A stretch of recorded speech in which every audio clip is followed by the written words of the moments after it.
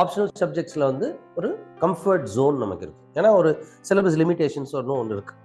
அது இல்லாமல் syllabus limit ஆனதுனால ஒரு சப்ஜெக்ட் எடுத்துட்டோம், அந்த சப்ஜெக்டில் நீங்கள் கொஸ்டின் பேட்டர்ன் அனலைஸ் பண்ணி பார்த்தீங்கன்னா சில டாபிக்ஸ் வந்து கொஞ்சம் அஷ்யூர்டாக இருக்கலாம்.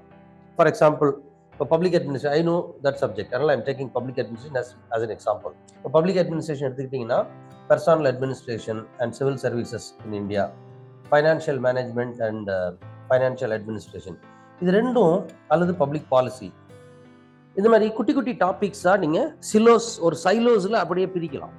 அதுலலாம் வந்து அஷ்யூர்டாக இருக்கலாம் மார்க்கு. இந்த கம்ஃபர்ட் வந்து ஜிஎஸ்ல எல்லா பேப்பர்லையும் கிடைக்காது. ஏன்னா ஜிஎஸ் வந்து பெரும்பாலும் ரொம்ப டைனமிக்காக இருக்கும், கரண்ட் அஃபேர்ஸோட சேர்ந்துருக்கும்.